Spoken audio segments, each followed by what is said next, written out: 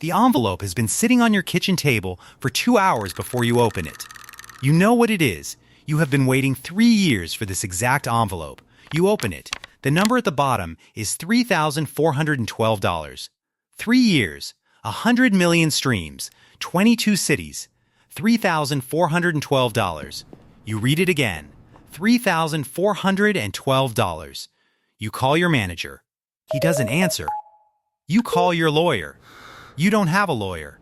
The label told you that you didn't need one. Everyone at that first meeting said so.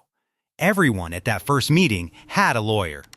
There is a clause in your contract that explains all of this. It is on page 47. You signed 6 years ago. You signed on page 4. You didn't know page 47 existed. Tonight, you are going to read it. And then you are going to understand everything. Your name is Marcus Williams. The year is 2010. You are 14 years old. You are in Atlanta, Georgia. You can rap. You find it the way you find every real thing when you stop looking. Your uncle is a deacon at Victory Baptist Church on Bankhead Highway. The church has a recording booth in the basement, a room the size of a closet, foam nailed to the walls, one microphone on a metal stand, one old laptop running pirated GarageBand. They use it to record the choir on Sunday mornings. One Tuesday afternoon, you are alone down there. A free beat from YouTube plays through the speakers. You lean close to the microphone. You start talking. You don't stop for 40 minutes. You are not performing. You are saying things you have never said to anyone about your father leaving when you were 9, about the apartment, about the thing that happened in 7th grade that you still can't say in a straight sentence. You say it in rhyme because rhythm is the only way you can breathe and speak at the same time. When it ends, you sit in the dark for a while. You know something has changed. You start keeping a notebook. Bars written in pen on the bus, in class, in the margins of homework you have stopped doing. You start entering open mics on Tuesday nights at a venue in Midtown. You lose the first one. You go back the following week. You lose that one too. The third time, you win. A girl in the front row films it on her phone. The clip gets 40 views. You watch it 14 times. The average rapper earns $0 in their first 3 years of performing. Not below minimum wage. Not barely anything. Zero. The music industry is built so that being talented and unknown is exactly the same as being invisible. You are not failing. You are exactly on schedule. Your mother fills out the Kennesaw State application with you at the kitchen table. You could go. The money is manageable. You look at the notebook instead. You choose not to go. That decision is yours. Nobody makes it for you. Your first real paid show is at the Midtown venue on a Tuesday night. They charge you $200 for the time slot. 12 people come, including your cousin, who leaves before your second song is finished. But one person stays after the lights come up. He comes backstage. I work with some people, he says. That third verse the Bankhead one. I need them to hear that. You should have asked 2 questions. Which people and what do they take in return? You said okay. You wanted this. You ran toward it. The building on Peachtree Street has a glass lobby and a water feature and a receptionist who calls you Mr. Williams in a way that makes you feel like someone you have never met. The man's name is Devin. His shoes cost more than your mother makes in a month working nights. He has a water bottle already on the table for you. He slides a folder across without opening it himself, like he has done this motion so many times his hands move without instruction. We heard your stuff, Devin says. The Bankhead Church record. That's the one. That's what we build around. What's the deal, you ask? $20,000 advance, he says.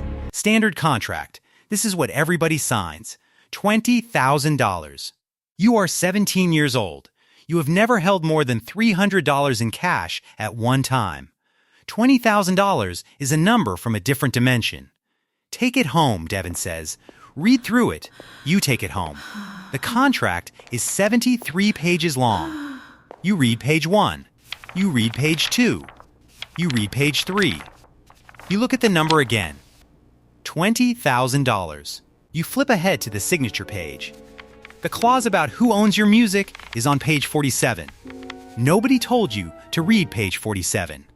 Your mother is a home health aide who works overnight shifts she had no way to know it existed.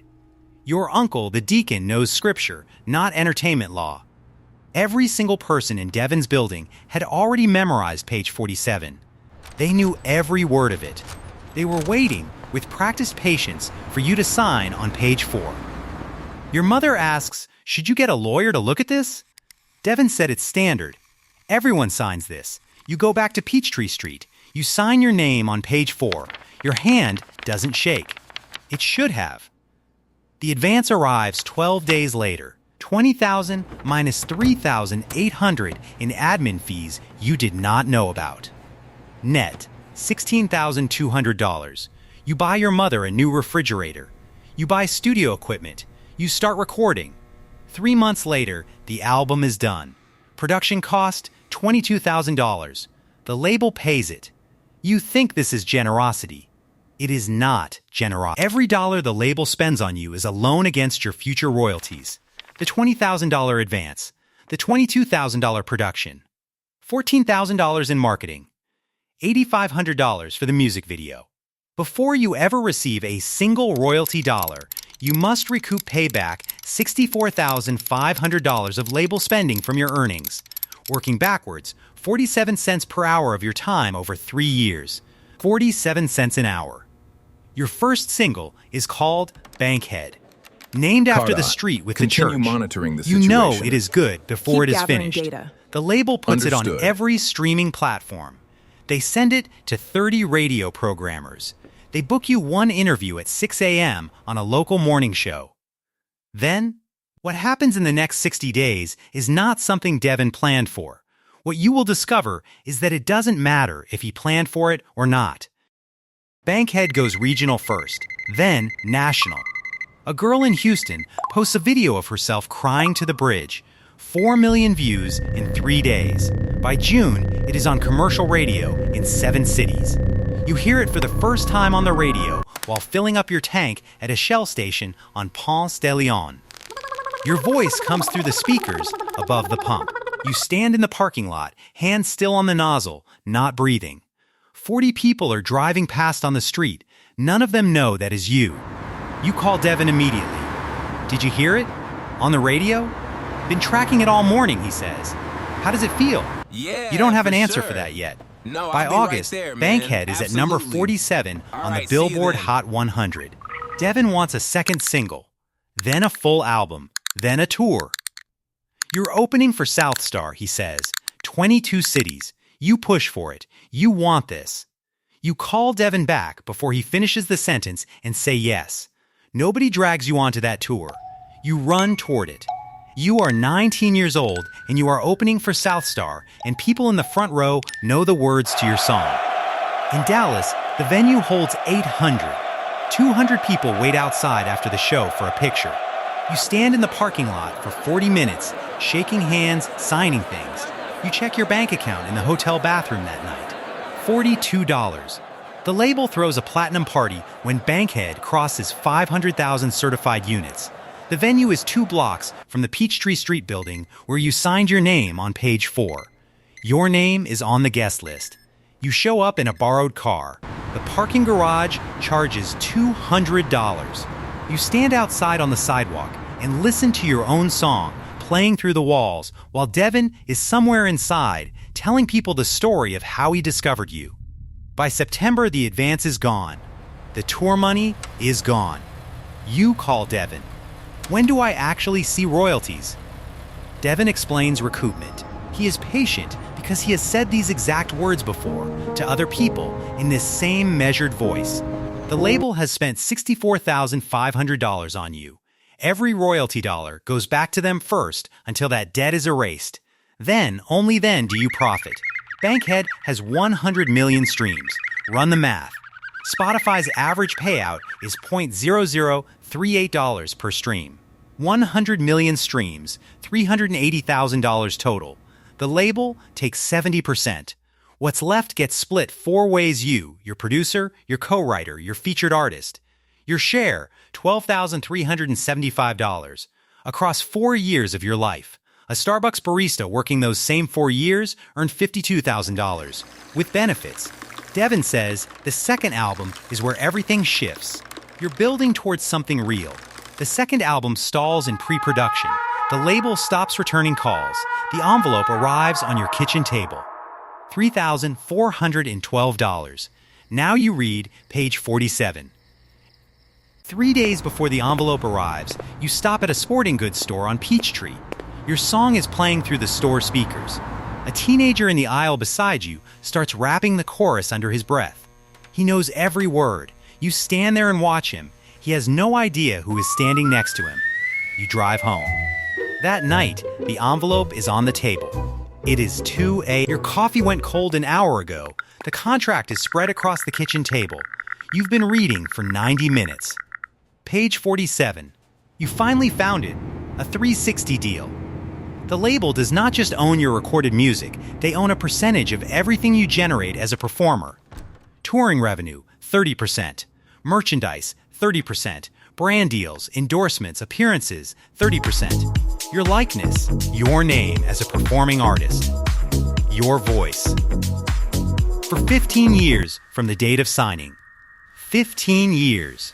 You signed at 17. You are 23. They own a piece of you until you are 32 years old. You are 23. 3 weeks before you read this, Devin's assistant calls about the second album timeline. She runs through the talking, then, offhand, as if remarking on the weather, she says, and of course, the 360 provisions remain standard across the term. She moves on immediately. She has said that sentence so many times it comes out like breathing. You did not know what 360 provisions meant 3 weeks ago. You know now. In 1995, TLC filed for bankruptcy. Not before Waterfalls. While Waterfalls was sitting at number 1 on the American charts for 7 straight weeks. While Crazy Sexy Cool was selling millions of copies. They were legally insolvent at the peak of their success. The system was not broken. The system worked exactly the way it was designed to work. They had just not read their page 47 either. You have 2 choices. Make the second album. If it hits, eventually the recoup balance clears and you start seeing real royalties. Maybe, possibly, or walk away. Walking away from a 360 deal with an unrecouped balance means the label can pursue legal action. Their legal team costs $800 an hour. You have $3,412. That is 4 hours and 17 minutes of their legal budget. For them, it is a slow Tuesday morning. Some artists fight. A few win. Most spend years in litigation and come out the other side with a settlement, a broken release schedule, and a thorough education in page 47. You sit at that kitchen table for a long time. You throw the contract across the room. It slides off the counter and lands in front of the refrigerator your mother picked out the day the advance came in. You stare at it on the floor. Then you pick it up. Then you throw it again. You sit down. You pick up a pen. Not to sign anything. To write. Not for the label. Not for Devin. Not for recoupment or a second album or any of it. For the same reason you started. Because this is still, after everything, the only way you know how to breathe and speak at the same time. They can own the masters. They can own the streaming royalties. They can own the next 9 years of your name under the terms of page 47. They cannot own what happens in your chest when you lean close to a microphone with nothing left to lose and everything true still left to say. The music industry has been running the same contract for 60 years. Different names on the signature page. Same language on page 47. Different artists sitting in different kitchens, reading the number at the bottom, doing the same math. You understand now why 90% of the artists you grew up listening to are broke. Not because they failed, because they succeeded. Because success in this industry means your music goes everywhere and the money goes somewhere else. You know something now that nobody told you at 17.